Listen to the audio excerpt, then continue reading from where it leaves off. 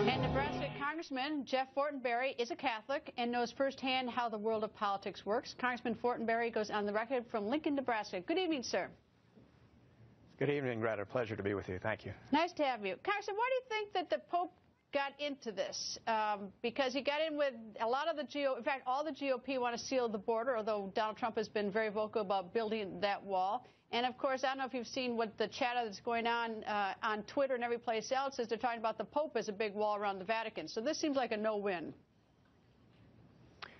Well, it is a highly unusual situation, the Pope having had Mass along the U.S.-Mexican border just a stone's throw from America, and then later wading into a policy and theological discussion that has immigration and presidential politics implications, invites this type of scrutiny. With that said, I want to reset the conversation a little bit because the Pope just spent a number of days in Mexico directly challenging the violence and the drug culture there, I think placing himself at great personal risk in doing so, waiting among the poorest of the poor and asking them to reject the lure of the drug cartels. That's one thing. Secondly, he's a pastor. He's looking at people who are in desperate conditions. With that said, you're exactly right. The Vatican has a wall around it. Christians throughout the millenniums have built walls in order to protect themselves from outside marauders. The nation has a right to defend itself. This is one of the reasons that I have, with many other persons in the Congress who hold the Catholic faith and other people of goodwill, have expressed the need for more robust border security.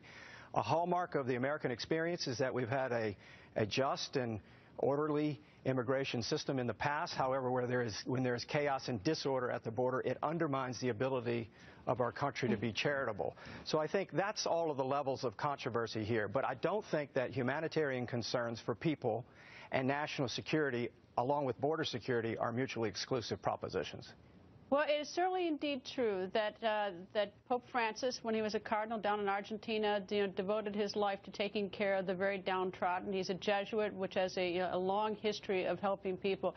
I suspect, though, that in getting into this controversy and singling out one GOP candidate who probably is the most, was obviously the most vocal and the most obvious, but denying I guess he just this was a mess he shouldn't have gotten into, I think. Maybe. What do you think? Well, it is complicated and complex and obviously now controversial. I don't know if the Vatican will adjust the statement. I think one thing that could be built upon is the Pope did add, let's be bridge builders, not just wall builders. I think that's a reasonable comment. But again, the Pope's comment, from my perspective, shouldn't be taken that a nation does not have a right to defend itself. It most certainly does. And when you have chaos and disorder at a border, having more border security initiatives, including physical walls, are a reasonable pursuit.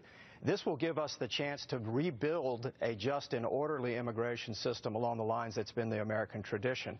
So I don't want to, though, miss the opportunity to say that what the Pope did in Mexico, though, is completely consistent with national security concerns of America. The more that the Mexican people can throw off and reject violence, can take on the drug cartels, reorder their own society, actually has implications for proper relationships between our two countries.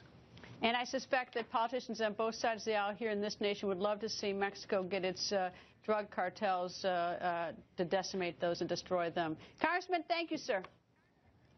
Pleasure being with you. Thanks so much.